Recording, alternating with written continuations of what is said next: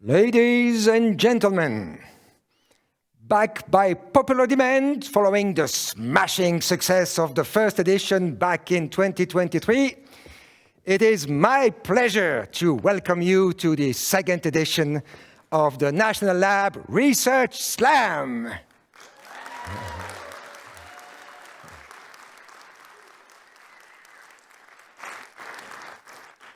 When he was awarded the Nobel Prize in Physics last year, Jeff Hinton was pressed by the New York Times to explain his research in simple terms. And he quoted Richard Feynman, who, in similar circumstances, apparently replied, "Listen, buddy, if I could explain it in a couple of minutes, it would not be worth the Nobel Prize." Well, the 17 finalists today may not have been awarded the Nobel Prize just yet, but they did take on the challenge of sharing the highlights of their research with you in just 3 minutes. And these 17 early career researchers represent, as you can guess, the 17 national labs of the DOE, the US Department of Energy. And this year again, I will have the honor of introducing them to you, but especially I had the privilege of training them on structure, slides, and delivery. My mission, which I have chosen to accept, was to make it an impossible task for the jury to decide who is the better speaker today. Before I tell you more about it, however, please join me in thanking the House Science and National Labs Caucus and the Senate National Labs Caucus for hosting us today.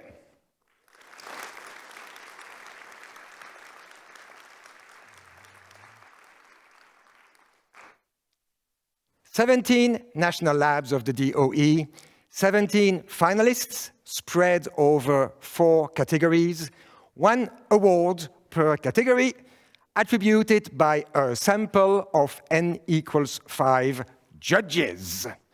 In the middle, we are honored to have the Deputy Undersecretary for Counterterrorism and Counterproliferation, who is also Associate Administrator of the NNSA, the National Nuclear Security Administration, Dr. Wendin Smith.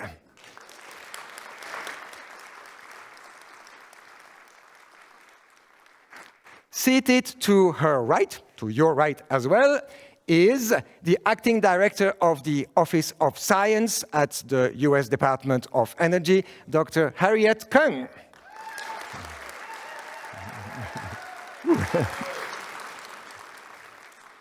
She came with her fan club, apparently. On the left, the Vice President for Research and Innovation at the University of California Office of President, and also the President of AAAS, the American Association for the Advancement of Science, Dr. Teresa Maldonado.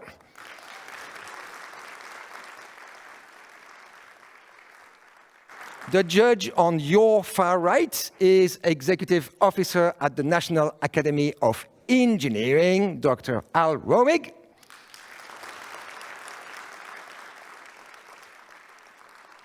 And the one on your far left is Vice President and Chief Technology Officer at Lockheed Martin, and also the former director of DARPA, the Defense Advanced Research Projects Agency, Dr. Steve Walker.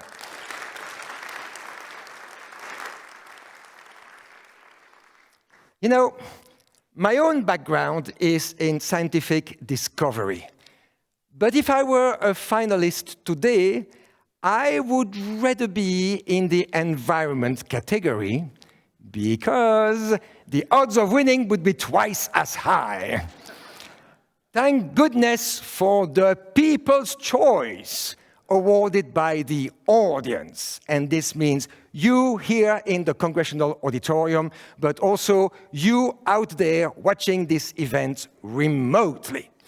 For all 5 awards, the criteria are structure, slide, and delivery.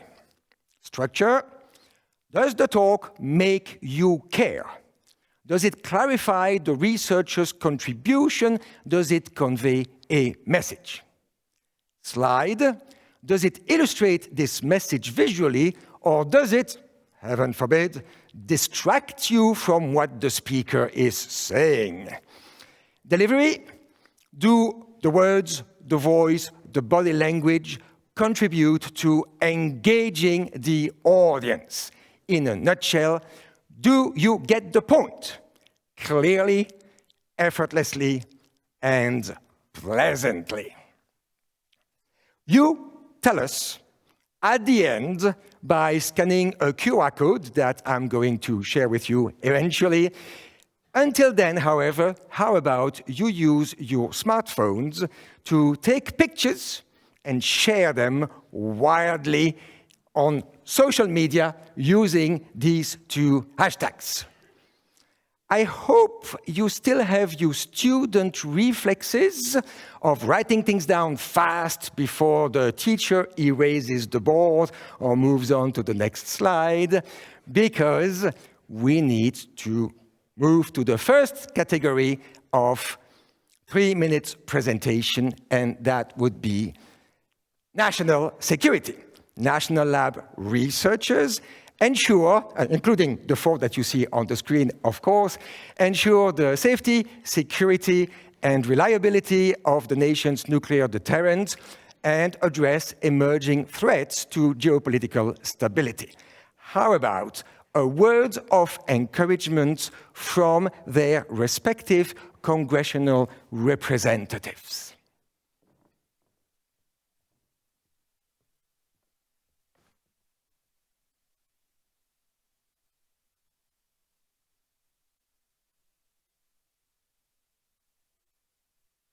Nathan Bakeland from NREL in Golden, Colorado, on his selection as a National Lab Research Slam finalist.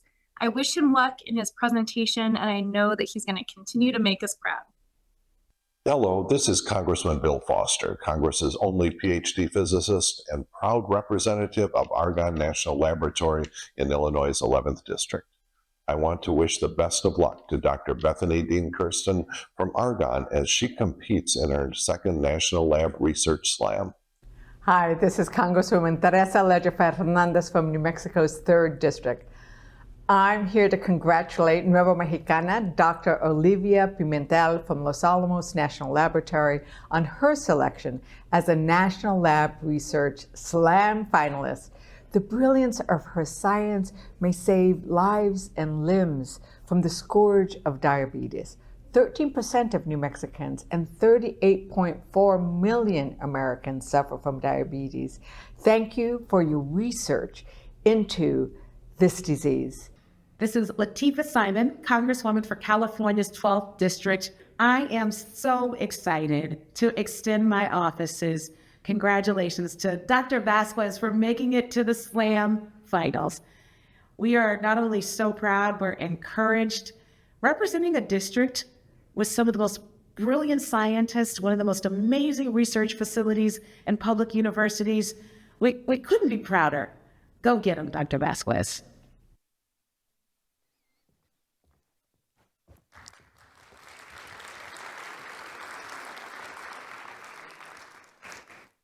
Let's dive right in with our first speaker, who fittingly used to be an elite springboard diver, while he competed in the 2021 Diving World Cup in Japan. How about that, huh? So, members of the jury, you will remember for this specific talk to multiply the score you give by the degree of difficulty of the dive, all right? Ladies and gentlemen, from the National Renewable Energy Laboratory, Dr. Nathan Bakeland.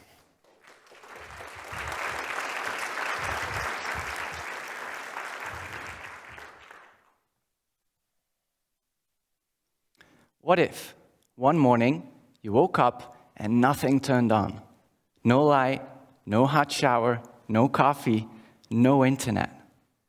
Our daily lives completely depend on electricity, yet we rarely think about how it gets to us until something goes wrong.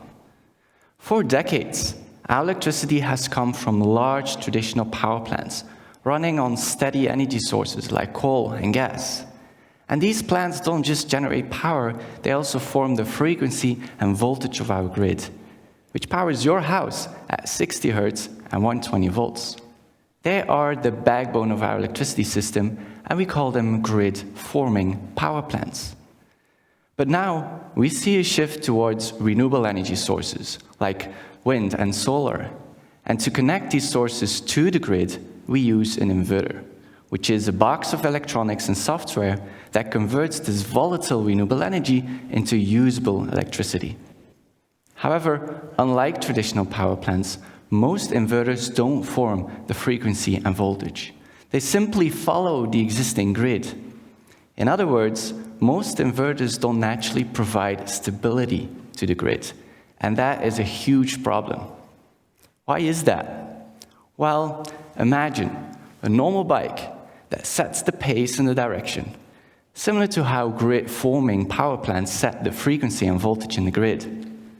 Now imagine a tag-along bike that latches onto and follows the main bike, similar to how grid-following inverters behave in the grid. But what do you think will happen when we keep adding more and more tag-along bikes? The bike becomes unstable, and if we remove the main bike, the whole system collapses. And that's exactly the risk we face as we replace these traditional power plants with grid-following inverters. So, if we want a reliable grid powered by renewables, we need inverters that don't just follow but form the grid, like traditional power plants. And this is where my research comes in. I design grid-forming inverters that behave just like traditional power plants. And together with my colleagues at NREL, we recently patented a breakthrough method that I invented that we can integrate in these inverters to make them more robust, even when the grid is wobbly. Basically, I designed stabilizers for the bike so that it doesn't collapse. And this is great news.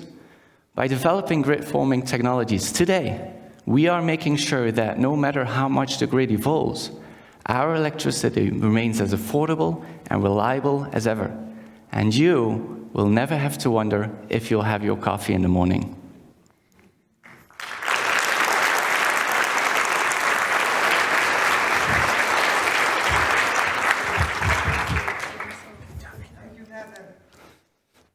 The world could certainly use stabilizers, that's for sure, and not just for the electric grid.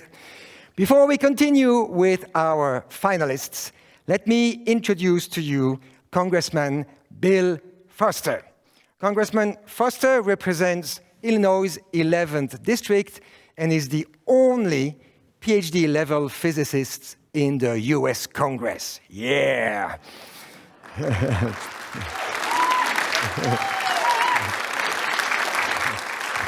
With a PhD from Harvard University and over 2 decades of experience as a high-energy physicist at Fermilab, Dr. Foster brings a unique perspective to Congress.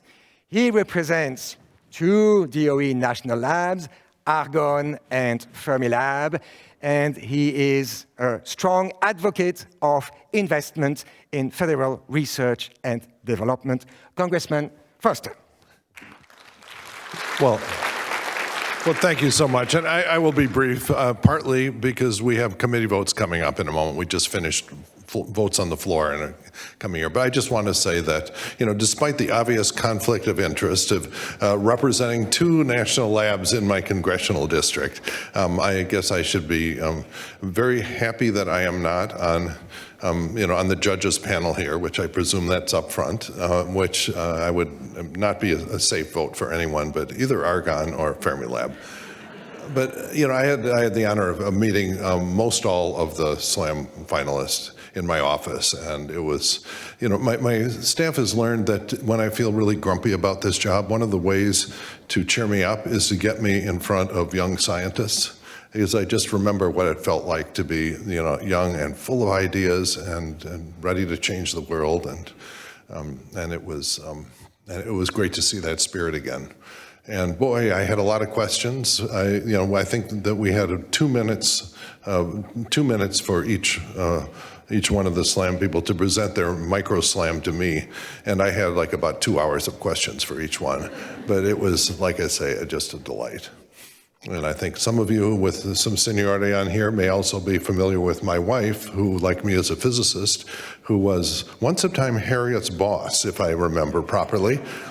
Boss's boss. Yeah, she was second in command of the Office of Science when she left to work on my campaign for the U.S. Congress. And so, but, it's one thing I want to talk to you about when you're contemplating jobs in the lab. Don't be afraid to move around a little bit.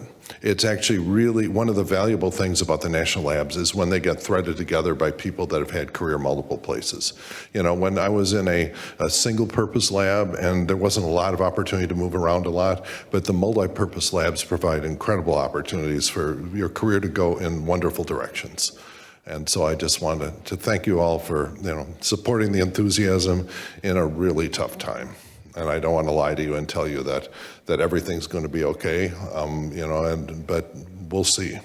And we will be doing everything we can to make sure that we don't, kill the goose that lay the golden eggs. And anyway, I don't want to even talk about that. You all understand. But it's just really great to see you. And congratulations and best wishes to all of the SLAM contestants. Thank you. And here is my co-chair of the National Labs Caucus. Oh no, now I'm gonna step all over your thing. If you prefer to introduce him yourself, go ahead and do my I'm happy job. to. This is, it's also conflicted, I must say. Yes. That he is not neutral among the National Labs. He is the congressman for Oak Ridge, and is not ashamed of it, but is an enthusiast for all of the national labs. And when I was busy chairing the National Labs Caucus, traveling around, there was no more enthusiastic participant in that. And so I just want to say, Chuck Fleischman, if all Republicans were like you, the world would be a better place. Thank you. Right back at you on the Democrats. See, we can work together. Good to see you. Would you like to say a few words about me? Would you like me to say a few words about you? Oh, absolutely. It's good to see everybody. Congressman Chuck Fleischman represents Tennessee's 3rd District. In the 119th Congress, he serves as chairman of the House Energy and Water Appropriations Subcommittee, where he's leading efforts to fund federal agencies and programs responsible for our national labs, nuclear security, and energy independence. His district is home to, can you guess, Oak Ridge National Lab. Yes, indeed. Congressman Fleischman. Thank you, sir.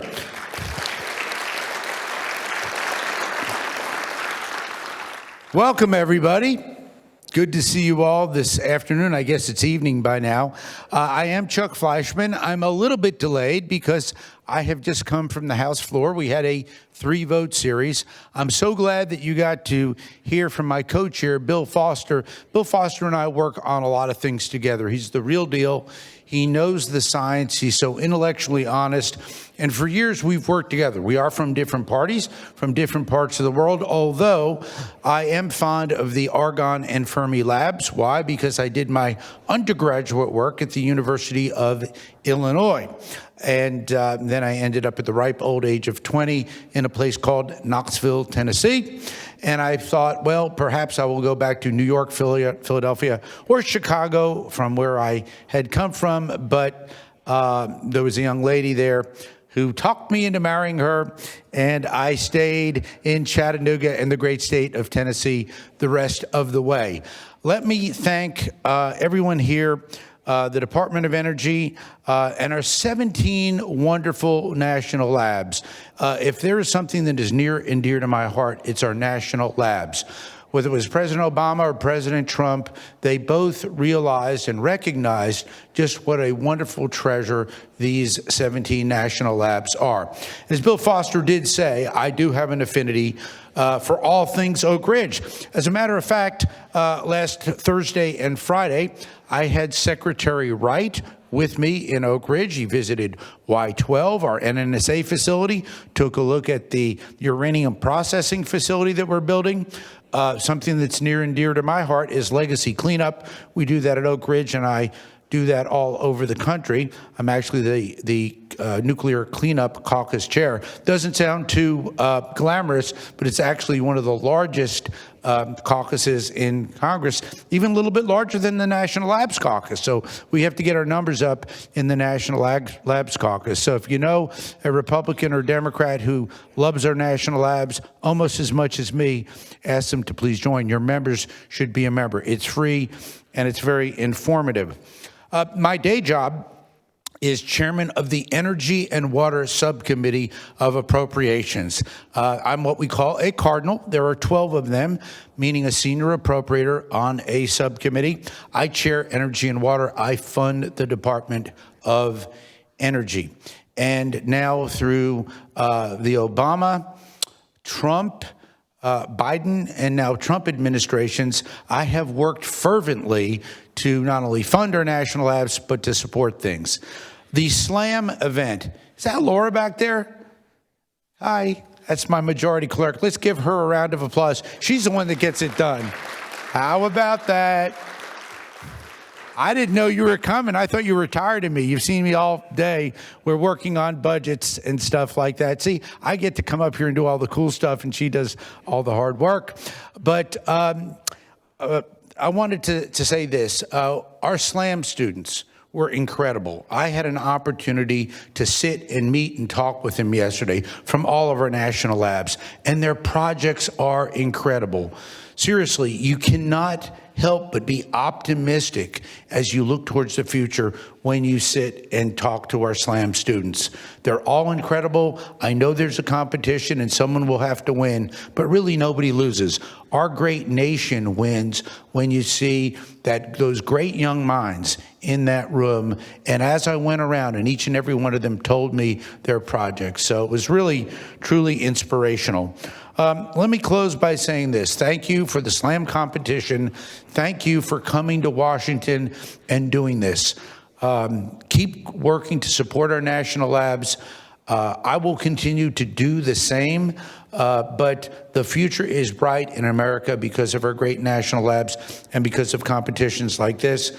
Let's cherish each and every one of our competitors and what they're going to do, because they and you are going to continue to do truly great things for our country. With that, I'm going to say thank you. I wish you the best. Have you heard from Ben Ray Lujan yet? No, Senator Lujan, I hope he comes by. He's here. He's here. Am I going to get to introduce you? Come on out. The senator from New Mexico. Come on out, Ben Ray. Good to see you. I was counting on somebody to say something nice about me. I didn't know Foster was going to.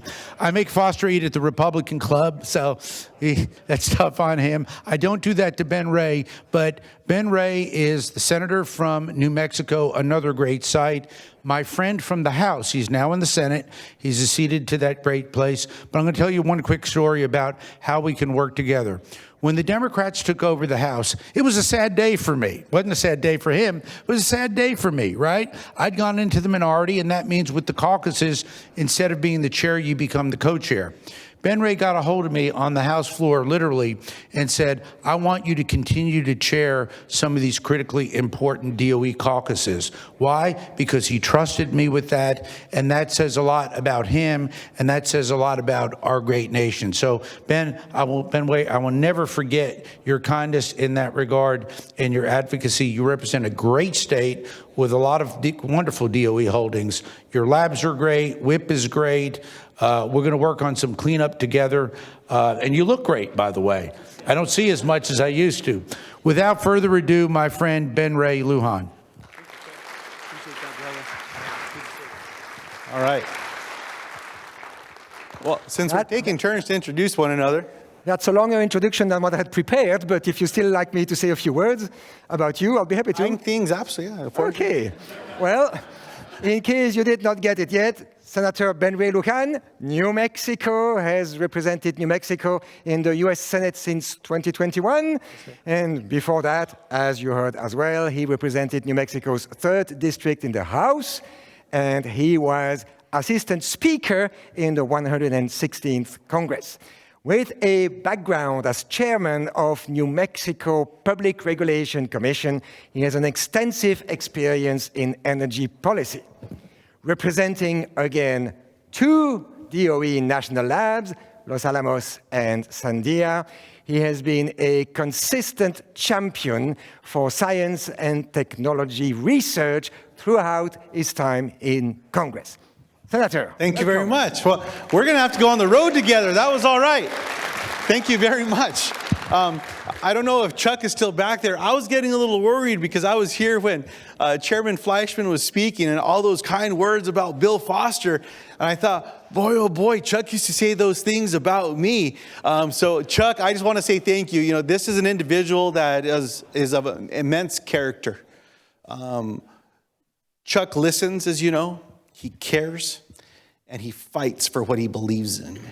And it's always an honor to work with him in this capacity, especially when it comes to our national labs and these resources across America, ensuring the missions continue, that the expanded research is supported, and those magical programs that are all acronymed like LDRD never go away. So to each and every one of you, I want to say congratulations to our judges who are here.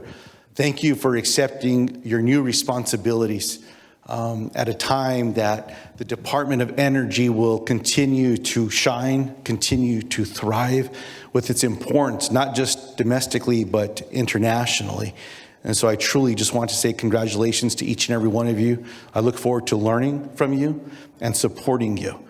Because if we support our national laboratories in America, we're going to support economic growth. We're going to spur research and technology. We're still going to stay aligned with other parts of the world who our national labs are the envy of. And they talk about it all the time.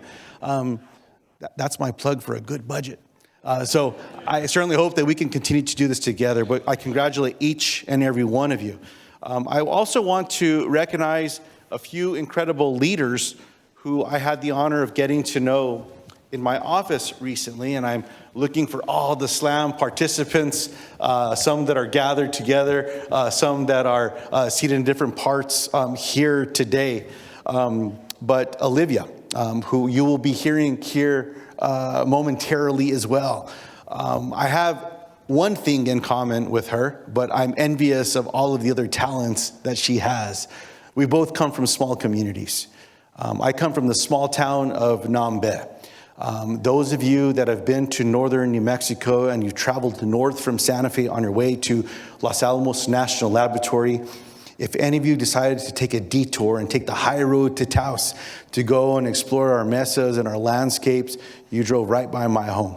I come from the mountain desert, but I live in a community that is one of those green arteries, if you will, where once the water touches soil, it's incredible what happens. We love our night skies. There's a canopy of stars that awaits for you. I'm trying to get you all to move there. There's a canopy of stars that waits for you out that way. You're going to get a different sunrise and sunset, food that will tantalize you. And it's one of those beautiful places that you can actually go and just reconnect with yourself, take a breath, and recharge. A few things that we forget about. The reason I say that is some of you know I survived a stroke 3 years ago. I completely healed. I'm very fortunate and blessed that way. But I'm reminded with the busy responsibilities that we have, and my stress levels are nowhere near yours. Take a moment, catch your breath, and make time for what really matters. Those interpersonal dynamics. I often remind people, and I share this with the students, the scientists and physicists and engineers that I spoke to in my office. The course that prepared me most for my responsibilities in the United States Senate was a little something called interpersonal communication dynamics. Like the words you just heard from Chuck, it's incredible what can happen when you maintain these personal relationships with one another. You can get through tough times. Regardless of who the President of the United States is, there are always challenges. Congress has failed in our responsibility to be able to keep the discourse. There's always going to be theater, there's always going to be elections and whatnot. But I remember hearing stories of the days where people would argue with one another on the floor of the Senate or the House or in a committee, but then they would get together for a meal. They would joke about who got who a little bit better, but then they would solve the problem. We need the expertise and the brain trust in this room to help get us back into that place. One of the folks that's been a part of my life that helps me with that, he doesn't know I'm going to do this, but Aaron Trujillo, who used to be part of my team, he works with a few of the national laboratories right now and providing guidance to them. He's someone that I trust, but has always kept me grounded. Those relationships matter in America. The brilliance that I saw from the team that came to my office, including Michael, who's with Senate National Laboratories. Sophia's with Los Alamos National Laboratory from Cuba. I, like Chuck, also believe that the future is bright. But it's bright in these circles because of what attracts the brightest and best to our national laboratories.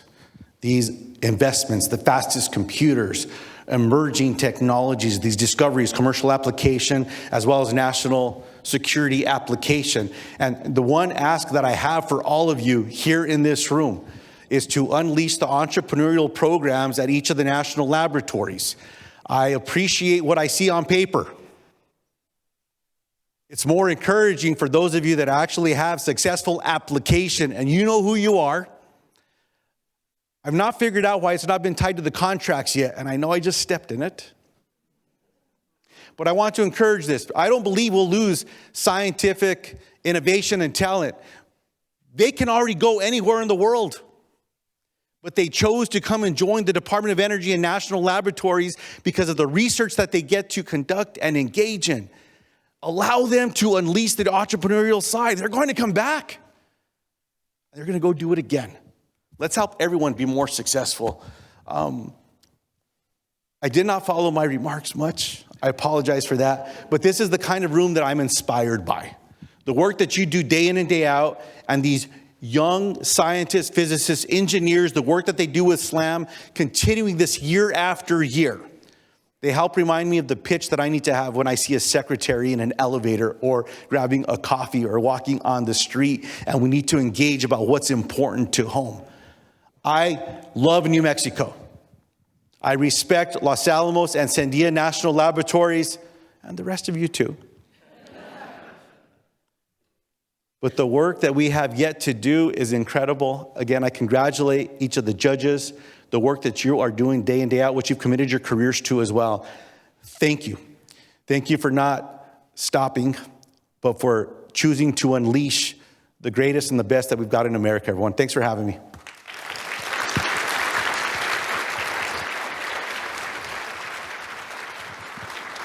Thank you, Senator Lujan. And now back to our regular programming. Members of the jury, please, in your evaluation, do not forget poor Nathan, who has been separated from the rest of his category by the interruption right there. For some reason, researchers seem to be fond of cats. You have heard of Schrödinger's cat in quantum mechanics. There is a cat called Chester who co-authored an influential paper in Physical Review Letters. I am not making this up. And our next speaker is a cat person. Always has been, in other words. For her case, it is a steady-state solution to her life's equation. Ladies and gentlemen, from Argonne National Laboratory, Dr. Bethany Dean Kirsten.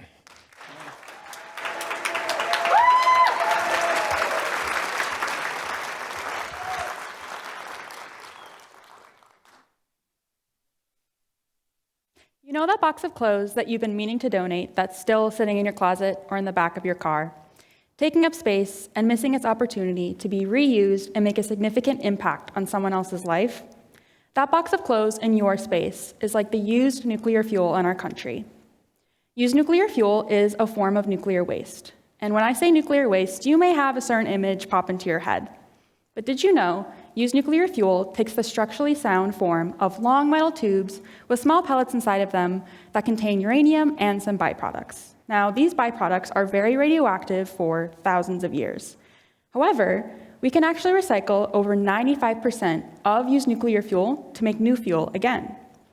Since the 1950s, the United States has been generating used nuclear fuel. And although that's over decades of time, that amount of waste would fit comfortably inside one football stadium. And with recycling, we could decrease that amount to one Olympic-sized swimming pool. In addition to reducing the physical footprint of used nuclear fuel, recycling also drastically decreases the radioactivity. With recycling, we can decrease the amount of time the waste is radioactive from 300,000 years to just a few hundred years. Now, recycling used nuclear fuel is not a new concept, and Argonne National Lab has been the leading research institution in doing so with molten salt electrochemical separations. Molten salts are like the table salt you have at home, and they're melted at very high temperatures where they behave as a liquid. And they're extremely conductive, making them perfect for electrochemical separations. And electrochemical separations use the same reactions and concepts that we use to charge a battery, like the one in your phone. To charge a battery, current, or the movement of electrons, moves lithium ions from an anode to a cathode and back again. To recycle used nuclear fuel, we dissolve that fuel into molten salt, and current moves the recyclable elements from an anode to a cathode, where they're collected as metals to be made into new fuel again. My research is in implementing sensor technologies. These technologies will do a few things. It'll be able to monitor the extent of reactions in real time, as well as monitor the concentration of radioactive species in real time. By doing so, we will be improving process efficiency, decreasing operational costs, and improving the national security around these operations. Recycling used nuclear fuel unlocks the potential to provide millions of Americans electricity for generations to come, and will provide 100 times more energy.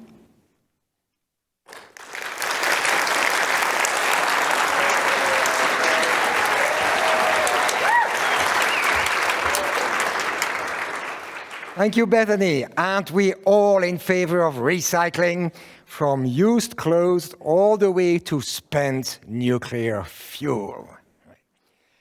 You know, in their private lives, researchers can have these unusual fascinations that others simply cannot fathom. Much to her husband's dismay, our next speaker is a huge fan of bugs. Her current favorite is New Mexico's state insect, namely the tarantula hawk wasp, which will paralyze a tarantula, bury it alive with its eggs so that the hatching larva can feed on the live tarantula, leaving the vital organs for last. Ew. Does that remind you perhaps of Hollywood's franchise or something? All right. In her research, though, she is after another type of bug. Ladies and gentlemen, from Los Alamos National Laboratory, Dr. Olivia Pimentel.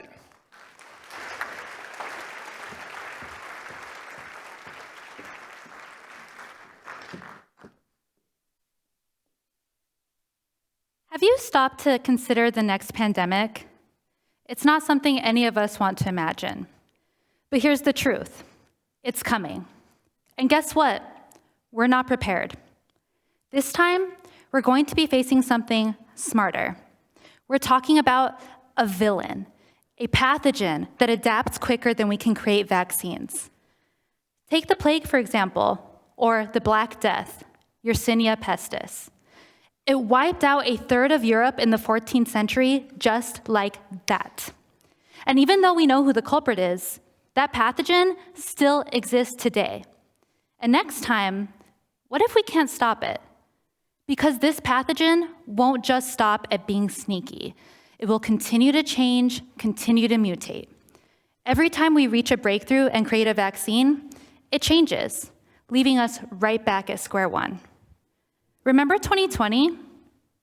We were caught off guard and left scrambling for solutions. Okay, I know what you're thinking, so how do we stop it? Traditionally, we combat these villains by targeting their surface proteins, what we can see. But here's the thing, these proteins are designed to mutate. It's like trying to hit a moving target. So what if we stop chasing and instead go after the part of the bacteria that doesn't change? What if we target its core, the part of the bacteria that stays the same no matter how much it evolves? That's where my hero comes in. It's called the nanodisk. And here's the cool part. A nanodisk is a tiny bundle of lipids, the structural molecules of bacteria, held together by a protein belt. And these lipids are the core of the bacteria. They're essential to its survival, so they don't change. And because they don't change, they are the perfect target for us. What I do is I take the lipids from the bacteria and I package them into these nanodiscs. Now, this is a huge challenge because lipids do not like to be mixed up and put into small spaces. But I've done it, and boom, we've got something to teach your body to remember the pathogen. And when your body remembers the pathogen, you can fight it faster, more efficiently, and most importantly, forever. So imagine this. We're talking about Yersinia pestis, the very bacteria that caused the Black Death. With nanodiscs, we can teach your body to remember it. And if it changes, you'll still be protected because your body remembers the part that doesn't change. So what's next? What other super villainous pathogen can we package into a nanodisc and send packing? The world's wide open, and the fight against bacterial threats just got a whole lot smarter. Let's take a macro problem and make it nano.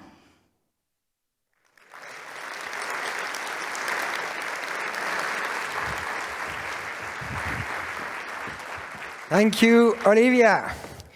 Whereas the supervillains are created by nature, the superheroes fighting them are created by researchers. It sure sounds cool to be working at a national lab of the DOE, and it must be extra cool to be a colleague of our next speaker at Berkeley Lab because she is an avid baker.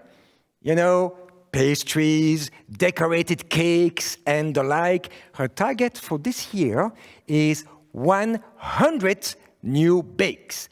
And who gets to benefit from the outcome of her experiments? Yes, mostly her colleagues. How's that for a perk, huh? Ladies and gentlemen, from Lawrence Berkeley National Lab, Dr. Yumari Vasquez.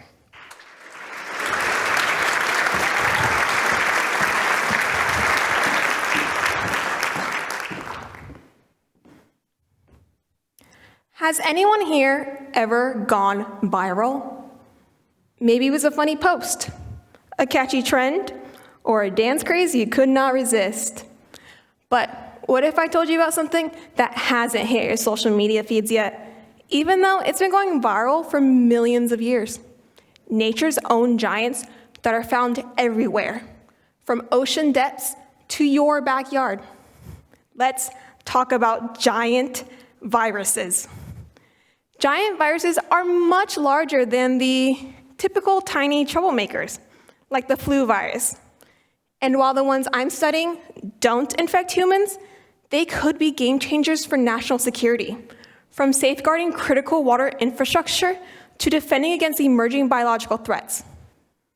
Already, these giants act as nature's defense system, targeting and eliminating organisms that pose risks to our infrastructure and health. For example, you may be familiar with harmful algal blooms, which can poison our drinking water supplies and cost our nation millions in damages. Giant viruses infect the algae responsible for these blooms, stopping them before they grow out of control. It's not just algae. They can infect and eliminate brain-eating amoeba in our water systems. Sounds like the kind of viral sensation that should be taking over your social media feeds, right? Yet, for many of you here, this is probably the first time you've ever heard of them. That's because giant viruses were only discovered 20 years ago. Thanks to advancements in metagenomics, the process of sequencing DNA from the environment, our team at Berkeley Lab is uncovering all the secrets of these fascinating viruses. My goal is to identify new genes in giant viruses so we can better understand how they're so effective at eliminating these threats to our water safety. Using metagenomics and computational tools, I'm analyzing thousands of viral genomes. And it's working. I'm not finding a few new genes. I'm talking hundreds of genes never seen before. Each one a potential key to developing targeted natural defenses for our water infrastructure and strengthen our national biosecurity. I'm on a mission to make giant viruses go viral beyond the lab. That's where you all come in. Help me spread the word out about these incredible giants, because they could lead us to the next big scientific breakthrough, one that saves our nation millions while protecting our essential resources too. And for that, who wouldn't want to go viral?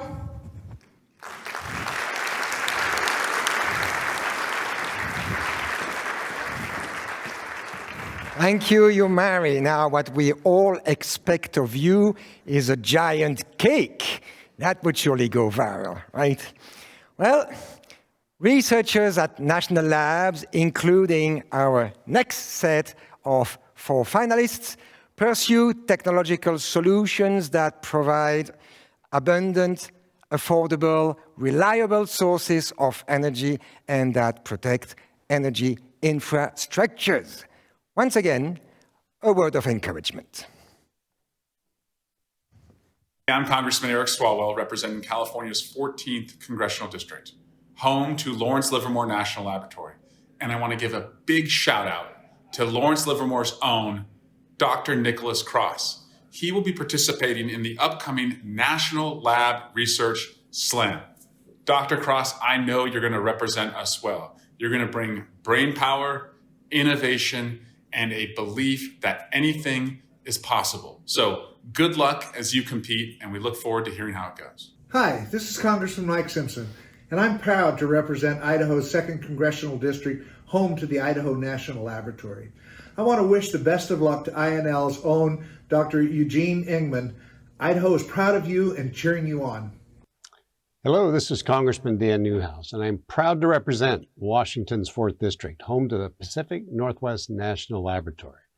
For this year's PNNL Slam, I'll be rooting for Dr. Krista Kulesa and her research on reversible energy storage. Good luck, Dr. Kulesa, and thank you for representing the incredible work of PNNL. Hi, this is Congresswoman Bonnie Watson-Coleman, and I represent New Jersey's 12th District, a district full of talented scientists. I'd like to congratulate Dr. Yufan Xu from Princeton Plasma Physics Laboratory on his selection as the National Lab Research Slam finalist and wish him the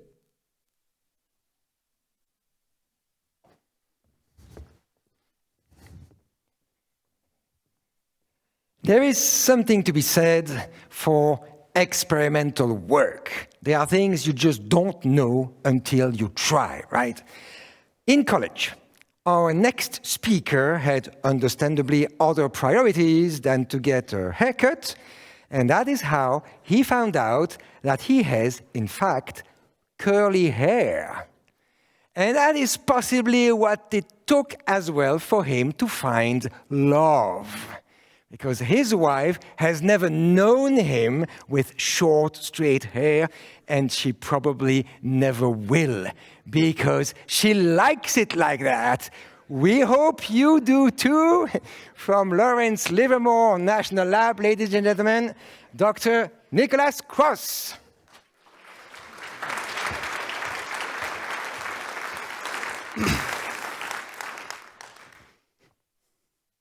The world is becoming electrified, which means that batteries are everywhere. They've been in your phones and laptops for some time now. Many new cars are powered by them, and soon they may even be powering airplanes. But batteries have this little problem. They are difficult, if not impossible, to take apart, diagnose and repair any issues, and put back together again. Think about it. If you have a bad battery, no one says, "Oh yeah, let's take a look inside." They say, toss it in the trash and just get a new one. So as scientists, we need to be able to predict when batteries will fail and understand the mechanisms that cause that failure. In lithium metal batteries, one form of failure is the formation of what are called dendrites. So dendrites are these little tendrils that reach out from the electrode, scavenging for lithium. But if they reach out too far, they will touch the opposite electrode and cause the battery to short circuit and maybe even catch fire. And our ability to predict when dendrites will form doesn't align well with the experimental data on when they actually do. So my job is to build numerical simulations to improve our ability to predict dendrite formation. And I have found that the key is in the solid electrolyte interphase, or SEI, which is this nanometer thin film, the size of just a few hundred atoms, that covers the battery electrode and slowly grows as the battery is used. And the SEI is dense, which means that lithium has a really hard time diffusing through it to get to the electrode surface.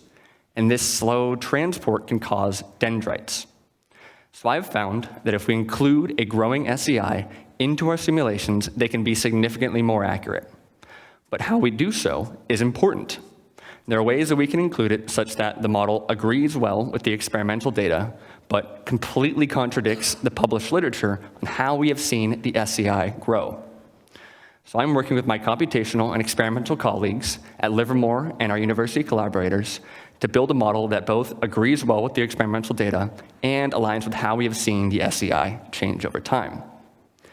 As a result, we are learning how to better engineer materials and better operate our batteries to control solid electrolyte interphase growth and prevent dendrites as a form of critical failure in the next generation of batteries.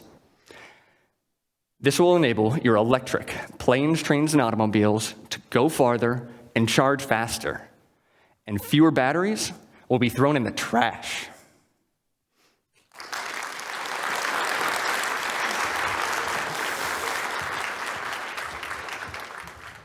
Thank you, Nicholas. I had a question, actually. If a dendrite grows long enough, does it also get curly? I'll ask him later and see the answer. As you gathered by now, I simply love researchers. I love them for what they do, and I love them for why they do it. Our next speaker drives automatic cars with his left foot. Why on earth, you ask? Something wrong with his right foot? Nope. He decided to learn to drive with his left foot in order to develop the right side of his brain. Isn't that brilliant? There's just so much that you can actually learn from your feet. Ladies and gentlemen, from Idaho National Laboratory, Dr. Eugene Engman.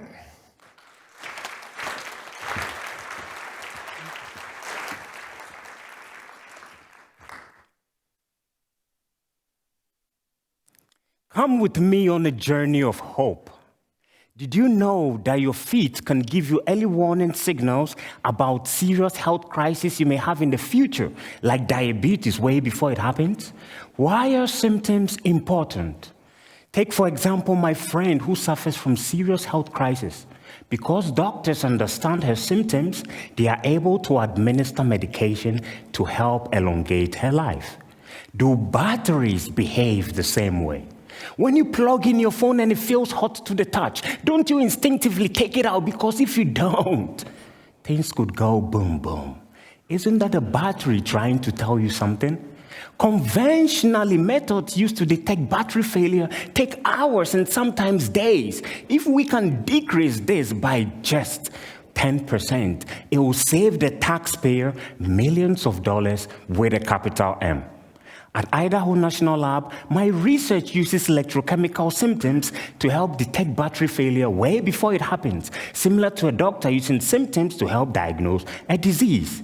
How do I do this? Well, batteries have these parameters, one of which is called the Coulombic efficiency, a comparison between the charge and the discharge cycle, and another parameter which is the rest voltage. For a healthy cell, these parameters are stable, and so I create cells which are meant to fail, and know that any deviation from failure is as a result of intentional changes I have made within these cells. This allows me to model multiple failure mechanisms and eventually feed them into screening facilities to help with efficient battery failure detection. Why is this even important to you?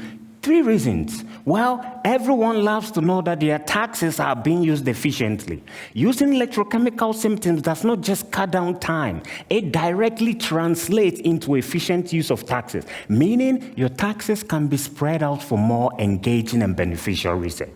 2, using electrochemical symptoms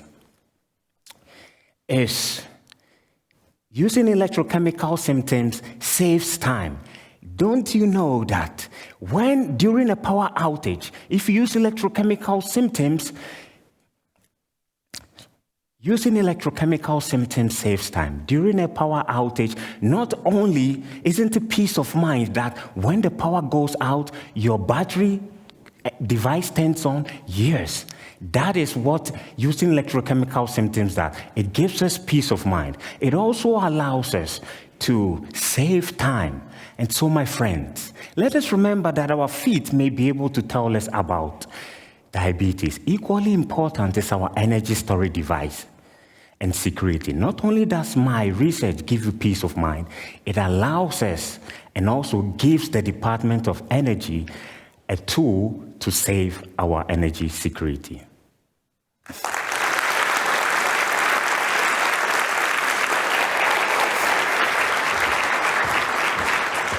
Thank you, Eugene. Did he say 5 cents per kilowatt hour? As the happy driver of an electric car, I can't wait for that one. Our next speaker got both her bachelor's and master's degree in classics.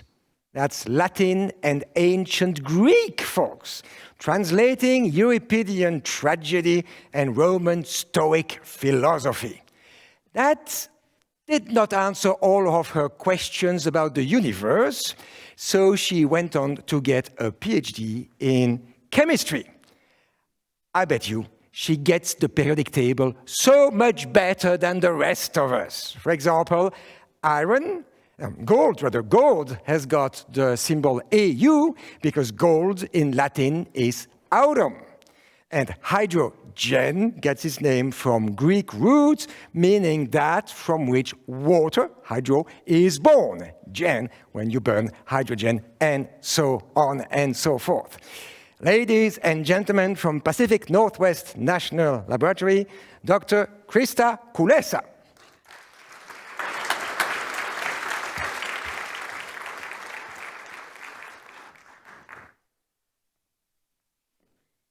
Have you ever heard an orchestra warming up? So many sounds all at once. Then the conductor waves the baton and everything converges into a beautiful symphony. Chemistry is just like a symphony orchestra. It's balanced, but complex, especially once you add electricity to reactions. But that's exactly what we need if we want to tackle some of our most complicated energy challenges today. That harmony of electricity and chemistry, or electrochemistry. At Pacific Northwest National Laboratory, we're innovating new symphonies of synthesis, catalysis, and separations. Our chemical melodies are defined by the energy and movement of a very tiny particle, the electron. If electrons are the music notes, then catalysts are the orchestras, and every electrochemist, including myself, is constantly working towards the perfect blend. A typical symphony requires us to be both composers and conductors, so we start by writing our reaction music. Like sounds, electrons are everywhere. They're in batteries, computers, even winter static. We harness their energy into a chemical cadence to convert abundant feedstocks into powerful fuels, or separate valuable elements for market commodities. Next, we audition our Catalyst Orchestra. Just like the right role for the right instrument, catalysts need the right energies and compositions to make and break the right bonds. One Catalyst Orchestra I've developed is a series of layered conductive polymers with metal-containing pores. Amazingly, different metals from different pores actually harmonize with one another through electron transfer. I love it. To finish things off, we rehearse the ensemble or test electrochemical reactions and optimize for a show-stopping performance. Every symphony is the beautiful product of a tremendous effort with lots of room for creativity. I've even been working on my own signature style, one where I use high-throughput methods to screen multiple reactions at once. Essentially, I become 100 conductors going through 100 rehearsals at the same time. Then, using artificial intelligence, I become 100 composers of 100 different songs. My data train an algorithm, and through this harmony of high throughput and AI, I can meet my sponsors' needs in a fraction of the time and cost. So I invite you again to imagine a concert, but this time the crescendo of high throughput and AI, of electricity and chemistry, of discovery and ingenuity, as I change the melody of energy science, one electron note at a time.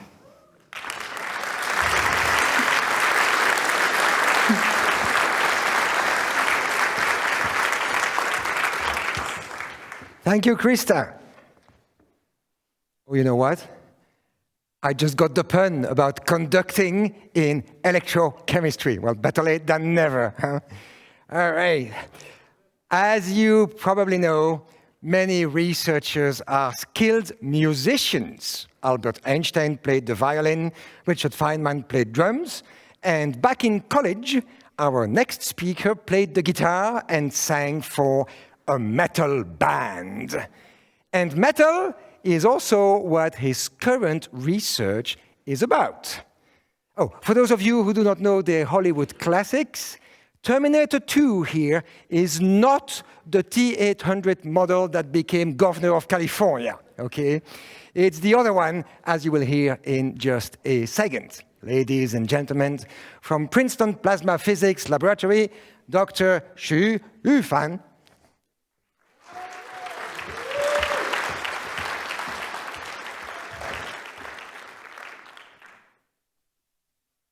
Picture T-1000 from the movie Terminator 2. It's a shape-shifting, self-repairing, liquid metal assassin robot. Terrifying, right? What if I tell you that this bad person have a secret and has a key to unlock the ultimate energy source? Fusion power. Fusion is how our sun operates. And by smashing hydrogen atoms together at incredibly high speed and release tremendous amount of energy. If we can contain that on Earth, we can provide limitless, carbon-free, 24/7 electricity with no long-lasting nuclear waste. However, there's one catch. On the sun, we have huge gravity to contain the reaction within, but on Earth, we don't. We have to build a very sophisticated magnetic cage and hit the hydrogen fuse 10 times hotter than the core of the sun so the reaction can start, which creates an issue. Under extreme heating, the inside wall of the fusion device will melt, deform, and eventually poison the reaction. And it will waste millions of dollars to replace and repair every time this happened. Would it be nice if the wall can self-repair? Enters liquid metal. The molten lithium is the candidate of the war materials for 3 reasons. Number 1, just like T1000, it flows and covers the gap and repairs itself. Number 2, it's an excellent heat remover. Liquid metal has much higher thermal conductivity, so it moves the heat 100 times faster than water. And number 3, the liquid lithium can bind with hydrogen fuels and keep the bad particles outside the reaction. This isn't just an idea. At Princeton Plasma Physics Lab, I'm working on a series of liquid metal tests to make sure that liquid metal wool is compatible with the fusion device and make sure the flow is stable and safe to operate. If we succeed, the liquid metal technology will leap through the science fiction world to reality. So next time, if you watch Terminator 2, just remember, the liquid metal that once haunted the silver screen might one day light our home and protect our energy security. Because the fusion is nothing to be afraid of. It's something we flow into.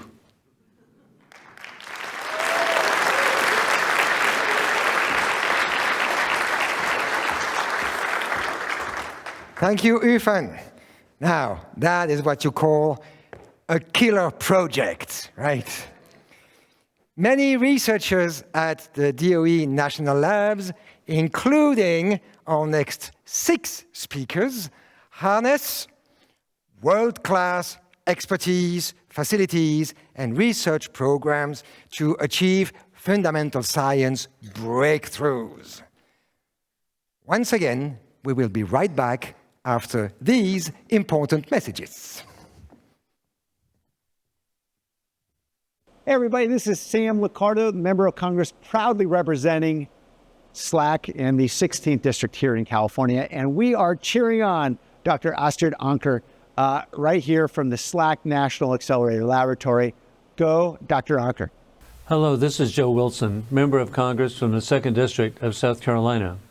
I am grateful for the opportunity to represent the Savannah River National Laboratory, a critical contributor to the national security of the United States and an appreciated community partner to South Carolina and Georgia.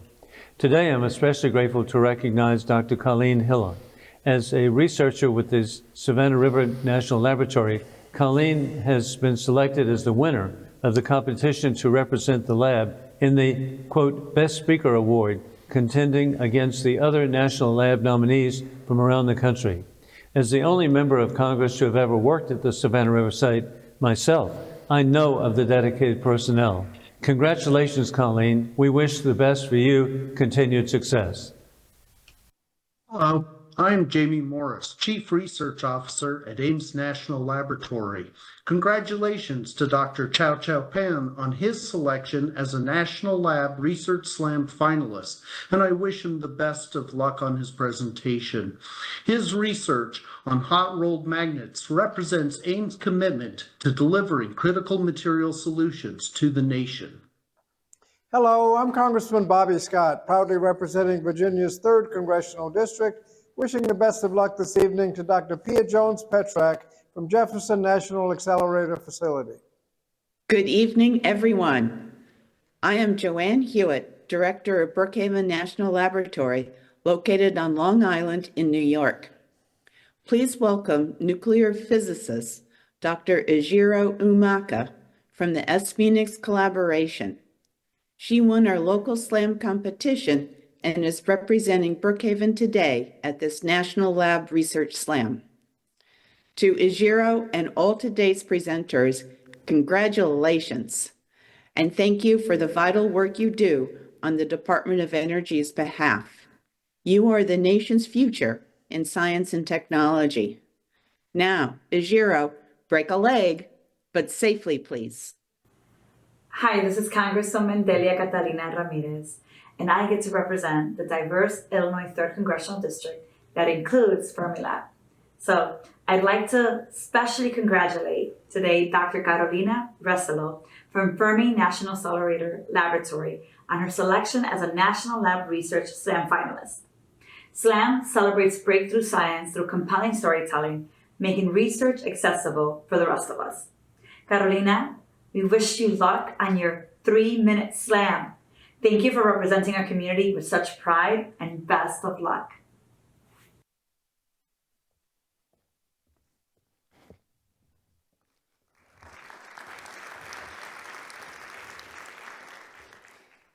As a 12-year-old, our next speaker wanted to join a circus. She was a juggler, a contortionist, a unicyclist, and she still loves to do that.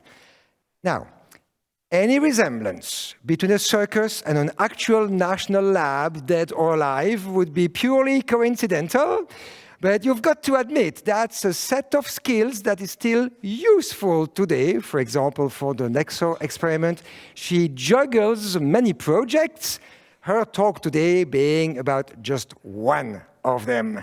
Ladies and gentlemen, from SLAC National Accelerator Laboratory, Dr. Astrid Anker.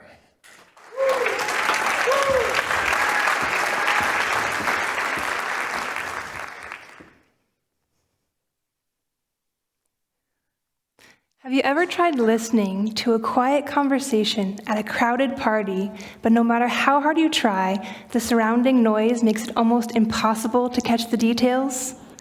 Particle physicists had the same challenge, separating a signal from different kinds of noise to find answers to some of the biggest open questions in physics, such as, why does our universe have more matter than antimatter? Nexo is an international collaboration that's trying to answer this important question by measuring a theorized rare decay process called neutrinoless double beta decay, which I don't expect anyone here to remember, but the challenge is making sure when this rare needle in a haystack event occurs, we can measure it. Unfortunately, that haystack is radioactive. Everything around us, including the materials used to build our experiment, contain tiny amounts of radioactivity. In particular, the radioactive element radon can hinder our ability to see this rare signal. And that's why everything used to build our detector must be screened for radon. At the SLAC National Accelerator Lab, we have some of the most sensitive radon counters in the world. My research is focused on using these counters to measure samples. How this process works is you enclose a sample in a chamber long enough that it emits radon, and then measure the gas in that chamber with very sensitive and specialized equipment to determine how much radon was emitted. Our current instruments are sensitive enough to measure as low as 1 radon atom per day. Now, as a frame of reference, there are over 10,000 radon atoms in a single breath of air. We think we can do better, though, so I'm also developing these counters to be more sensitive.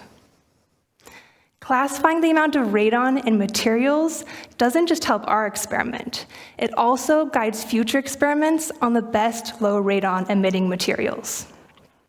We share our measurements in a materials database, which ensures that time is saved and material not wasted when building the next generation of detectors. Without work to reduce radon, our detector would, in a sense, be stuck in that noisy party, unable to hear the cool new physics trying to be heard, but by quieting that noise, we can finally listen.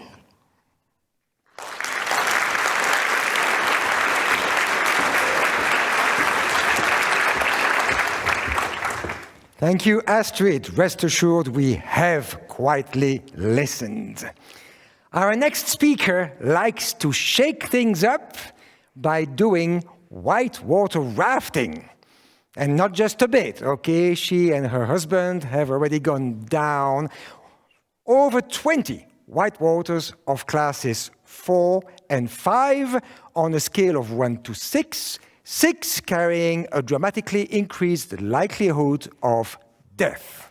Aren't we glad they stopped at 5?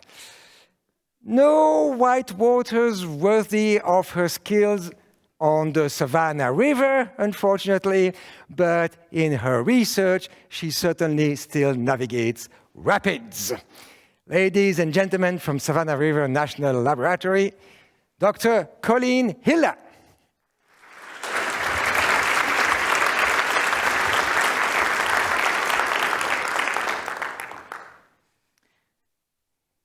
Have you ever wanted to spend less money on a plane ticket?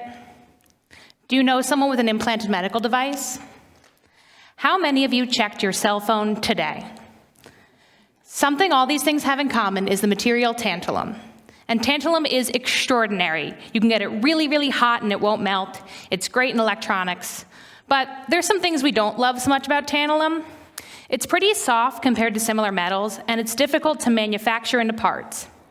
So we'd like to take tantalum and add things to it to make it stronger and easier to work with. Things I too aspire towards. But historically, the process for creating a new material is really, really slow. Researchers have taken a metal and they add an element to it, and they add a little more, and they add a little more, and they see how the properties change. Did it get stronger, more magnetic, lighter weight? But if you remember the periodic table, there's 119 base elements that you can add. To make matters worse, some great metals like stainless steel, which you might have in your kitchen or your utensils or your appliances, or Inconel 718, which is heavily used in the aerospace industry, can have up to 14 different elements in them. If you think about all the ways that you could take 14 random elements out of 119 and all the different combinations you could make, and you took just 1 second to think about each one of those, it would take you more than 10 to the power of 21 years. That's one with 21 zeros. Now, I don't know about you, but I don't think I'm going to live quite that long. So not only is this process slow, to truly understand all the materials we could possibly create, it's been impossible. And in the case of tantalum, it's also very expensive. On average, tantalum is 100 times more expensive than common structural materials like stainless steel. Through a traditional process, in order to have enough of a new material to test, you're talking about thousands of dollars worth of tantalum. So we really don't want to mess that up. So what researchers have done is make small incremental improvements that are likely to work, rather than create something brand new, which could be much better, but also could not work at all. What I have done to address this is create a framework where we can use machine learning to rapidly screen hundreds or thousands of these materials per second. This allows us to get rid of all those materials that were truly never going to work. I then use a metal 3D printing process that allows us to print little marble-sized coupons of different combinations. And we can print hundreds of these at once to rapidly and cost-effectively test them. My colleagues and I at Savannah River National Lab can now use this framework to create the next generation of tantalum alloys, where we'll start to see these larger leaps in improvement that we're aiming for. These new materials can then be used to make your phone battery last longer, to make medical implants safer, and if we can make flying more efficient, maybe one day we'll see a drop in those flight prices.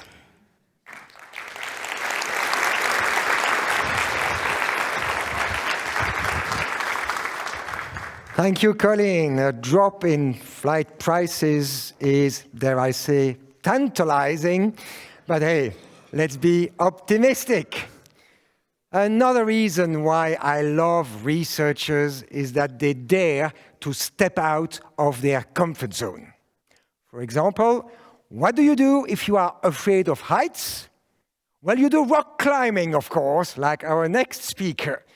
He hated exercise and failed gym class as a kid, and now he can lift twice his body weight.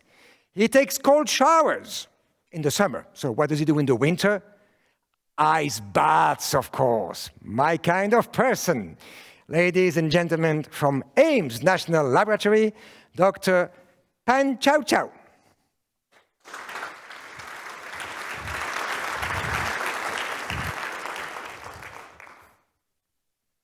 Imagine you are buying something important, a new phone or maybe a car. You want it to be of high quality, affordable, and delivered fast. But here's the catch. You can only choose 2 of those 3.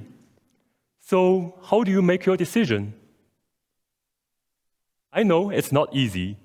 Just like in purchasing goods, when it comes to magnet production, it has been a great challenge to get strength, cost effectiveness, and speed all together. Traditionally, the strongest magnet contains a rare and expensive element called dysprosium. Just 2% of added dysprosium accounts for 10% of the total material cost. To make things worse, this element is desperately lean in the US, and is distributed in only few countries in the world, creating a high supply risk. The solid magnets are made by baking the magnetic powders at high temperatures for as long as 1 day, so it's a slow process. But what if I told you we can achieve all three at once in magnet production? Innovation transforms the impossible into the achievable. At Ames Lab, I developed a novel hot roll method to make the strongest magnets with low cost and high speed. The key steps involve sealing magnetic powders in a long metal tube in vacuum to prevent oxidation, and then subjecting the tube to repeated heating and rolling, a process that squeezes the material through two rotating cylinders. The unique pressure-assisted heating method gives the magnet a preferred microscopic structure. Our results show that the dysprosium-free hot-rolled magnets perform equivalently to the traditional ones containing 6% dysprosium. The heating and rolling can be conducted by alternatively positioning the inline heaters and rollers in a serial manner. The novel hot roll method produces the final magnets by simply sending the powder pack tube from one end of the production line and wait until it exits from the other end. And here's the best part. It takes only 1 minute, not 1 day. This innovation is not just another improvement. It is a revolution. For decades, people are forced to choose from strength, affordability, and speed, but not anymore. So next time when you think about magnets, remember, you don't have to settle. You can get it all with hot rolling.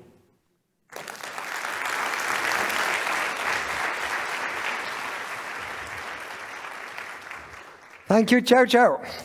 So next time you people buy a cheap souvenir magnet so strong that you can hardly get it off your fridge, you will know who you can thank for that. Huh? Our previous speaker, remember, can lift twice his body weight. Our next speaker simply lifts her own body, but in the form of pull-ups. So not chin-ups, okay? That's for wimps. Pull-ups. Believe me, that's so much harder. Just thinking of it, I start aching in some muscle groups that I did not even know I had. Ladies and gentlemen, from Thomas Jefferson National Accelerator Facility, Dr. Pia Jones-Petrak.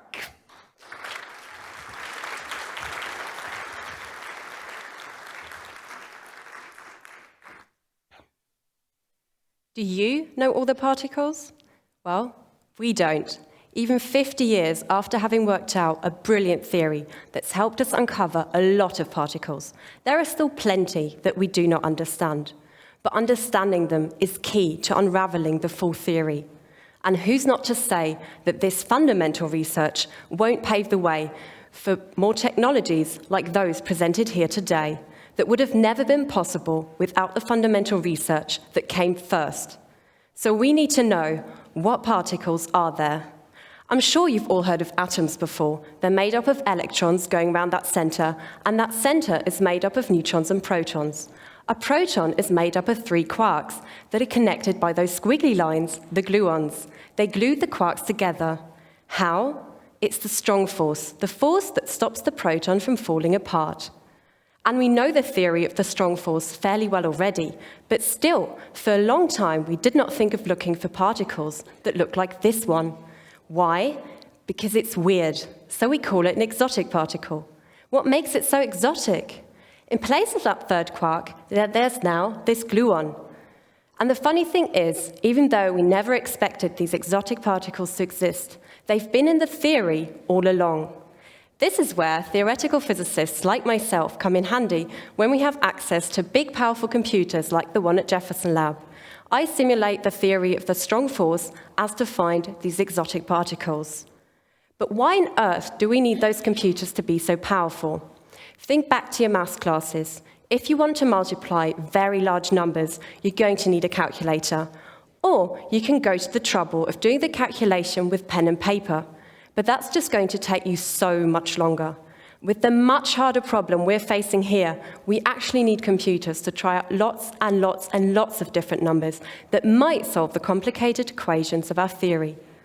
And even getting the simulation ready to run is nothing like hitting a few buttons on a calculator. If we were to try and do that with pen and paper, we still wouldn't know anything. We still wouldn't even know exotic particles that we are researching now. So, what do we do once we finally found a solution? We compare it to the GlueX experiment at Jefferson Lab. So, it's all well and good, me being a theoretical physicist, but if we cannot verify our predictions via experiments, they're useless. That being said, so are the experiments if they cannot be interpreted because there's no theory. This two-way exchange, so straightforward at Jefferson Lab, really is the decisive factor in answering the question, what particles are there?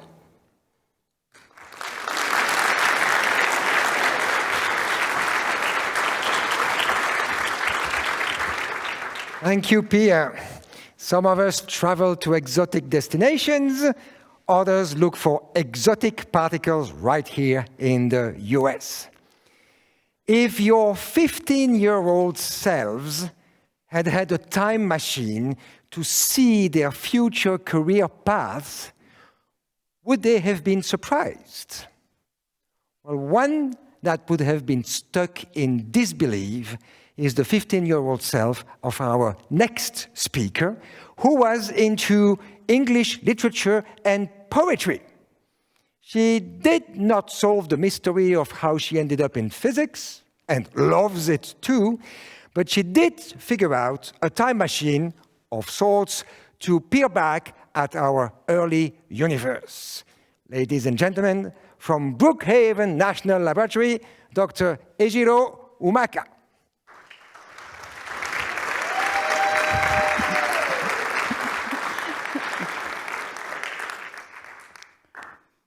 Have you ever wished you had a time machine? If you had one, what point in time would you go?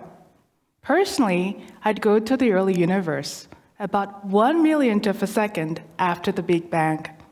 At this time, our universe was filled with a hot soup of free quarks and gluons known as quark-gluon plasma. The particles that make up this soup are the tiniest building blocks of matter. They make up the protons of atoms, which makes up cells, and, you guessed it, makes us. So everything we see around us, including you and I, comes from particles that make up this soup. Amazingly, at Brookhaven National Laboratory, we can turn back the clock with a machine called the Relativistic Heavy Ion Collider, or RHIC for short. RHIC collides nuclei at nearly the speed of light. The collisions are so energetic that they melt the protons within the nuclei, releasing free quarks and gluons in a quark soup, the soup of our early universe. To study this soup, I use sprays of high-energy particles called jets. These jets zip through the soup, revealing unique information about its properties. Incredibly, our experimental findings showed that particles within the soup act like they know about one another, like a school of fish collectively responding to a disturbance. This was a surprise, because we had expected free quarks and gluons to barely interact, like molecules in a gas, unconcerned about what their neighbors are doing. To confront our understanding of the fundamental interactions between quarks and gluons, we need to turn again to experiment and collect more data. Because resolving small distances, like the scale of quarks and gluons, requires that we shoot many more jets at the soup with sufficient spatial separation.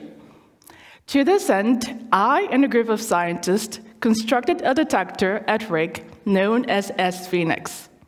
It's a state-of-the-art jet detector, 3 stories tall, and equipped with the latest technologies for capturing snapshots of the quark soup. It's recording several millions of jet probes, which will provide a finite-scale view of the quark soup, allowing us to study its microscopic nature. Understanding the nature of matter at this tiny scale can lead to discoveries that revolutionize our world.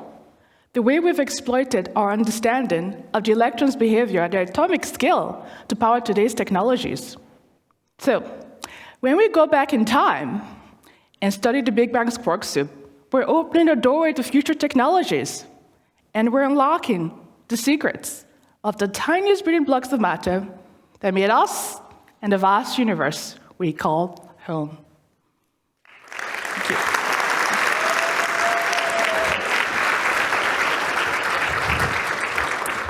Thank you, Ejiro. And now, back to the future. When you register for an account on a website, how often did you try to use your name as the username, only to find out that somebody else with the same name as yours had already taken it? Well, never for our next speaker, who might well have a unique name thanks to an unusual last name. Now, her initials are not so unusual, of course. At the University of Cambridge, her username was KW351. Can't have it all, huh? Ladies and gentlemen, from Fermi National Accelerator Laboratory, Dr. Carolina Resilo.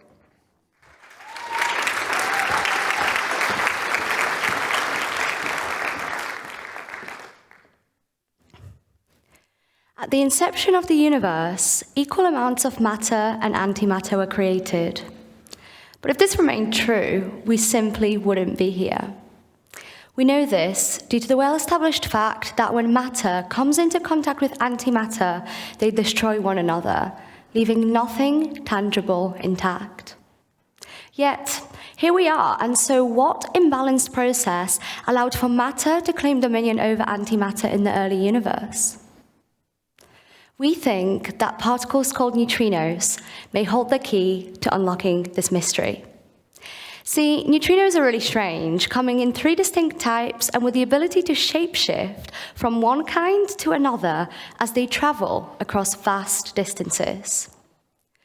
To determine whether neutrinos and the antimatter twins do in fact change their identities in unequal measure, Fermilab will host a future experiment with the world's most powerful neutrino beam called DUNE to see how these particles behave as they travel between Illinois and South Dakota. But there is a problem, which is that neutrinos are incredibly elusive. If you were to propel 1 billion neutrinos towards a block of lead that is a light year thick, a distance equivalent to traveling to the moon and back about 10 million times, only 1 or 2 would ever collide with an atomic nucleus living inside of this enormous trap. Now, imagine you are trying to track the total number of leaves falling from trees on a windy day by capturing them into a bucket. Even if you're incredibly fast, ultimately, many of them will never be caught. However, if you know how many leaves typically fall outside of your bucket, you can still accurately account for any that are missing. When neutrinos do collide, for example, inside of another Fermilab experiment called Microboon, the result is some very intricate images. My research involves analyzing these images to measure something that we call the neutrino cross-section, a quantity that tells us how often the neutrinos like to collide with or completely avoid the atomic nuclei inside of our detectors. So just how, given enough information, we can reverse engineer the total number of falling leaves, we can use the information about the neutrino cross-section to predict how many neutrinos or antineutrinos the DUNE experiment should see as they shapeshift on the 800-mile journey. Any hint of imbalance, and we are one step closer to understanding the cosmic asymmetry that has ultimately led us to be gathered in this room today, 13 billion years after the inception of the universe.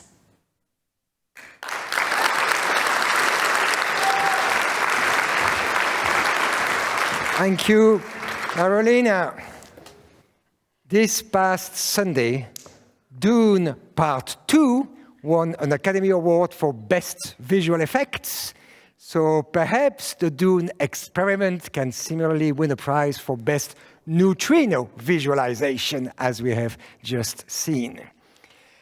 Last but not least, National Lab researchers, including our remaining 3 finalists, highlight emerging scientific and technological solutions that promote environmental management and stewardship. These researchers, too, deserve a word of encouragement. I'm Congressman Chuck Fleischmann, proudly representing Tennessee's 3rd District, home to Oak Ridge National Laboratory. I have the privilege to chair the Energy and Water Appropriations Subcommittee, so of course I support all of the labs. But tonight I'll be cheering on Oak Ridge's own Anna Jang as she competes in the 2nd National Lab Research Slam. Good luck, Dr. Jang. Hello, this is Riley Moore from West Virginia's 2nd Congressional District, wishing the best of luck to my constituent, Dr. Kristen Johnson-May, from the National Energy Technology Laboratory in Morgantown, West Virginia. Kristen, best of luck to you. Hey everyone, this is Congresswoman Melanie Stansbury, and I am deeply proud to represent New Mexico's 1st Congressional District, which is home to Sandia National Labs. And I'm so excited that we have a Dr. Michael LaVille who is competing in this year's National Labs Slam. So go get him. We're supporting you all the way.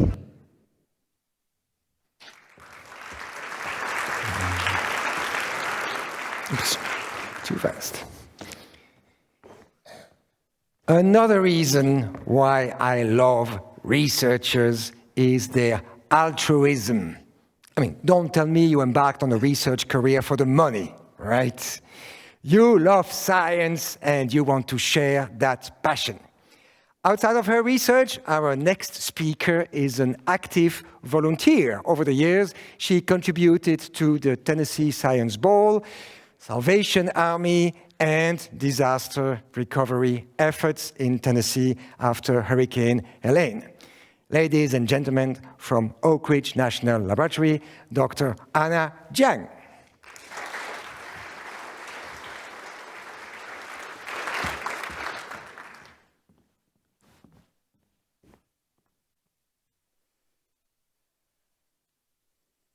Did you know we spend 90% of our time indoors?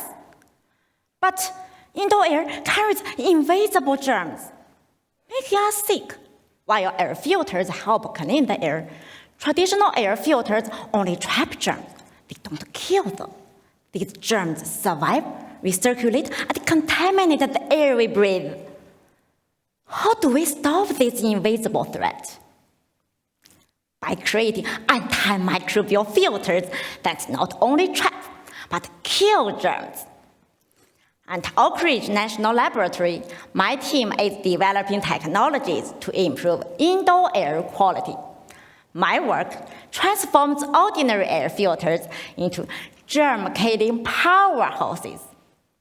With an advanced spray coating process, we apply a specially designed antimicrobial layer to the filters. This allows the filters to capture and kill microbes in one step. But too much coating clogs the filters, making air conditioners work harder and waste energy. Too little, and the germs survive. Like Goldilocks, we need the just right amount. To achieve this, we use advanced material analysis tools, such as powerful electron microscopy, to study the antimicrobial coating from nanoscale to microscale. Through process optimization, we determine the optimal coating to eliminate germs and minimize energy consumption. The results? Our filters capture 99% of germs and kill 94%. This is just the beginning. Through collaboration with scientists in chemistry, bioscience, and building technology, we are working to eliminate harmful germs entirely while enhancing energy efficiency. The best part? These filters fit into existing air conditioning systems. Imagine hospitals, schools, airplanes, even your own home filled with cleaner, safer air. Like a silent guardian, these filters work behind the scenes to protect us, save energy, and improve public health. We spend 90% of our time indoors. Let's make sure the air we breathe is clean.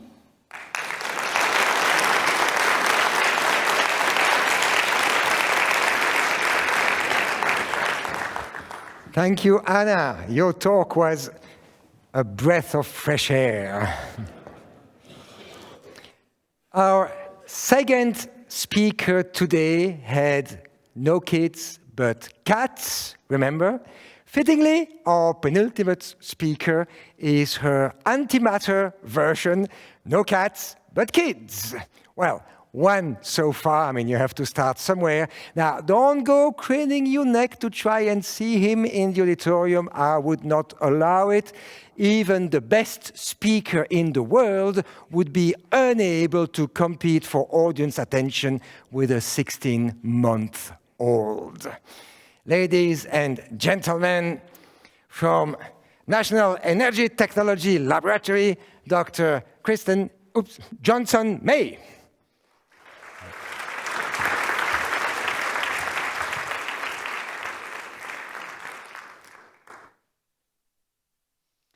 Have you ever rushed into the grocery store planning to get just a few items? You realize you need another ingredient or two, and before you know it, you're juggling an armful of groceries when a shopping cart would have been ideal. Scientists are much the same. As we study complex problems, we find ourselves drowning in data, much like our shopper struggling with an armful of groceries. We need something to help us move faster, to carry our mountain of information while boosting our efficiency. For us, that shopping cart is artificial intelligence. Over the next decade, U.S. electricity demand is expected to increase up to 10% due to the addition of data centers and American manufacturing. To meet these needs, energy technologies must be improved to provide more reliable, more affordable electricity. One of these vital technologies is gas turbines, which are used in power plants to generate electricity for the grid. Consider this: over 30% of U.S. electricity is generated by gas turbines. While they're already reliable, any improvement in efficiency would have a tremendous impact on total power output.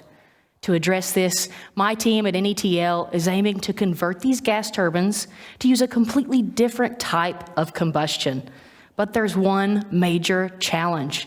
This type of combustion is very difficult to study because these combustion waves are moving faster than the speed of sound at over 3,000 miles per hour.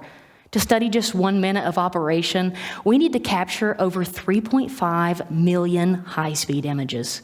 This would take a human an incredibly long time to examine, much less draw any valuable conclusions. And images are just one part of our big data problem. Fortunately, this is where AI shines.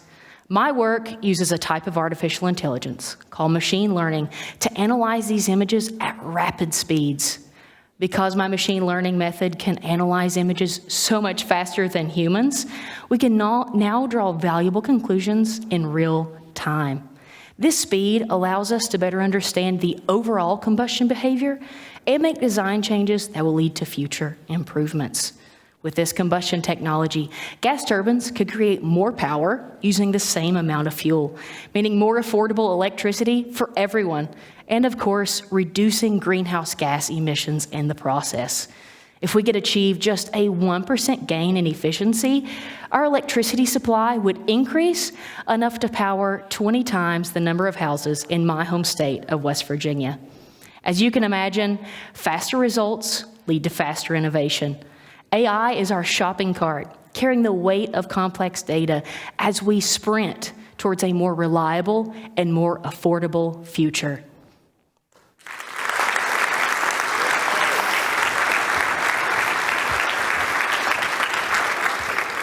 Thank you, Kristen. I could so relate to the shopping cart analogy. I'm a shopping basket kind of guy myself, but yes, it always ends up overcrowded. Here's one last reason for today why I love researchers. They are the type of people who can do anything if they set their mind to it. Our next speaker had never been a runner until his 30th birthday, when his wife encouraged him to be more physically active. She told him to go run a marathon or something. Now, anyone else would have understood this to be a figure of speech. Not researchers, right? So he went from couch to marathon, which he went to run in Cambodia, just to make things more interesting, right? Ladies and gentlemen, from Senate National Laboratories, Dr. Michael Lovell.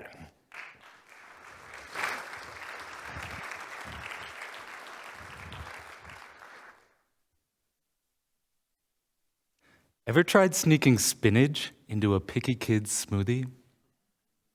They don't even notice, but suddenly they're getting way more nutrients. That's kind of what we want to do with hydrogen in natural gas pipelines, blending it in to extend the US energy supply without anyone having to change our entire energy infrastructure. So you may be wondering, is there a problem with natural gas alone? First off, it's a limited resource. The US could deplete its proved reserves in just 10 years. Second, it releases carbon into the atmosphere, accounting for almost as much CO2 emission as transportation in the US. Wait for it. Enter green hydrogen, a clean fuel made from splitting water. So guess what? It can be produced abundantly on US soil. You see, we may be able to blend green hydrogen with natural gas and use our vast network of existing gas lines to deliver it, cutting emissions and ensuring our energy supply lasts longer and remains in the US. Now, I know what you're thinking. What's the challenge, right? Well, at the molecular level, hydrogen is very different from natural gas. So we need to be sure our gas lines can handle it reliably and safely. Researchers at Sandia have been instrumental in developing our current understanding of hydrogen combustion and interaction with materials. We know hydrogen embrittles metals, but its impact on plastics remains less understood. This is where my work comes in at Sandia National Labs. The plastic polyethylene, for example, makes up millions of miles of gas lines in the US. Yet some studies show hydrogen causes cracking, while others suggest it actually strengthens the plastic. There's a big knowledge gap there.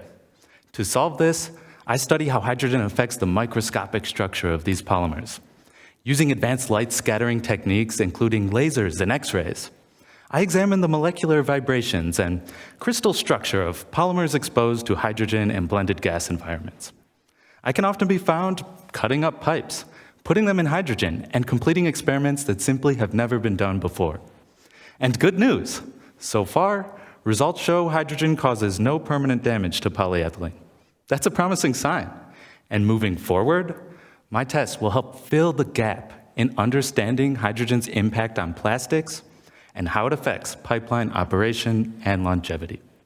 Let's make sure our gas lines are safe, ever-flowing, and key to US energy resilience for generations to come. So, next time you turn on your stove or heater, imagine a future where the same pipelines quietly deliver cleaner energy, just like that hidden spinach in the smoothie.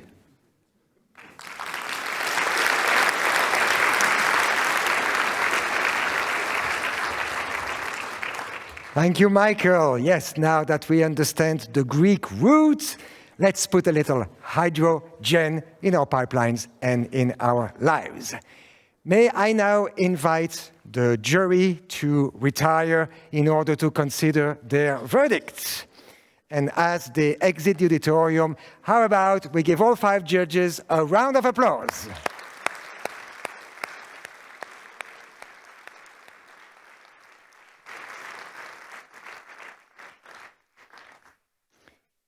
The 17 young people that you heard today have worked hard on their research, of course, but also on their 3-minute talk. I made them go through many iterations of their structure and slide and through many rehearsals, but they are the ones who had the guts to expose themselves to the judgment of such a critical audience as yourselves. So could I please have all 17 finalists on the stage again for a final collective round of applause.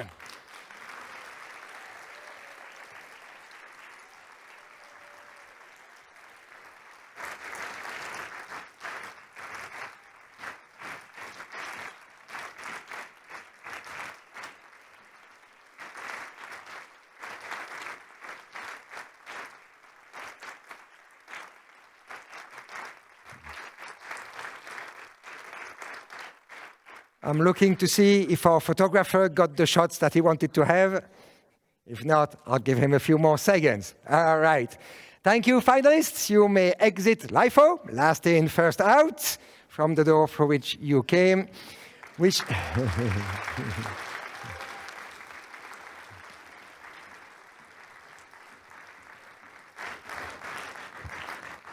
We should hear from the judges shortly, at which point I will invite some of the finalists on stage again for the awards. In the meantime, let me give thanks where thanks are due. First of all, this event would not have been possible without our sponsors. So let me thank, as you see there, Ames, Battelle, Princeton University, University of California, University of Chicago, and both the Universities Research Association and the Southeastern University Research Association for sponsoring this event.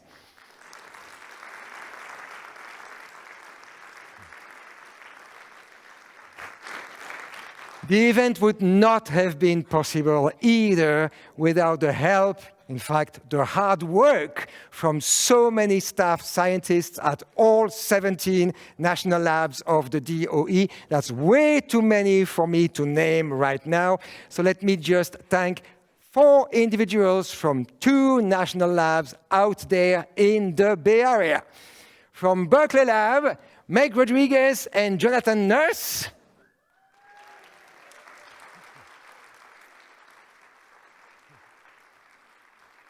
And from Lawrence Livermore, Christine Zacco, and Stephanie Terza.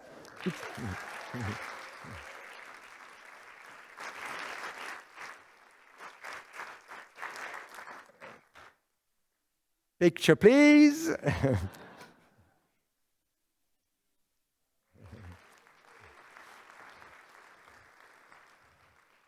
And now, audience members, it's your moment. Please, please, please vote for the People's Choice Award by scanning this QR code or using this short link. You have about 10 minutes. Those of us in the auditorium, please stay with us as we go through a photo session in just a second, waiting for the judges. Those of us watching remotely, please stay tuned for the announcement of this year's winners.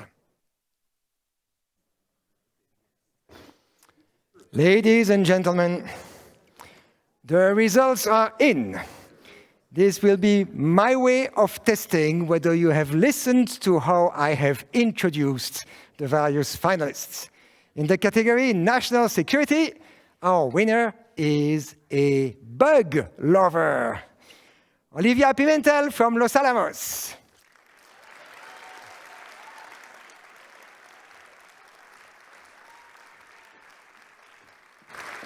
Could I have Pat Fitch on stage to present the award?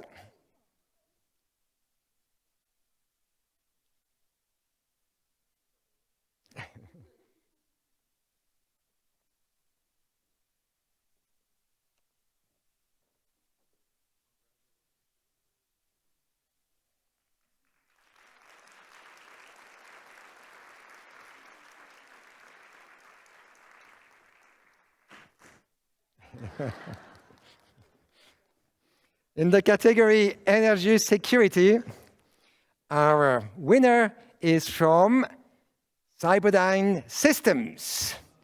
our very own Terminator from Princeton Plasma Physics Laboratory, Dr. Xu Yufan.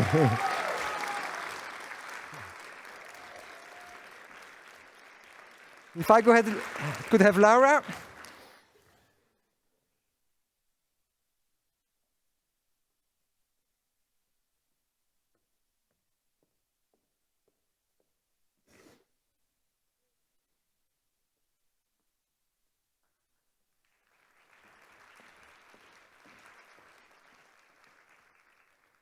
In the category Scientific Discovery, our winner is KW351, also known as Casalina Resilo from Fermilab. Yankee and Bonnie.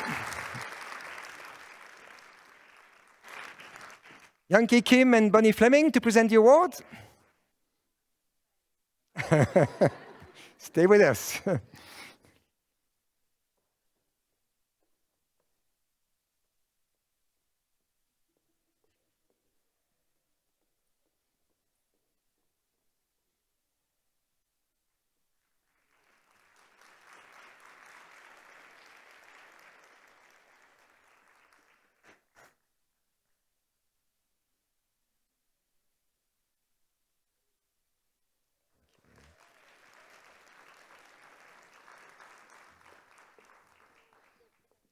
And in the category Environment, the winner is liable to hide spinach in your smoothie.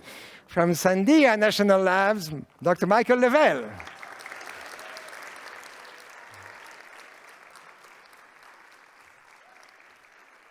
Christian and Sarah to present the award. Christian Maillot and Sarah Allendorf. There they are. Wait for you, colleague. Running up the stairs.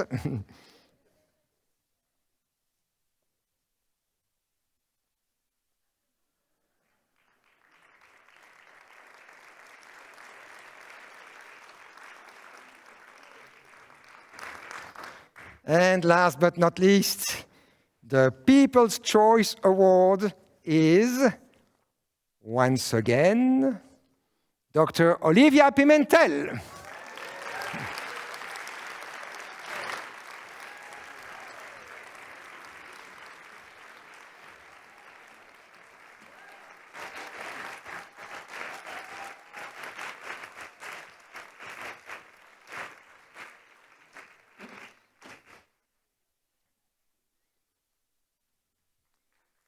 We continue.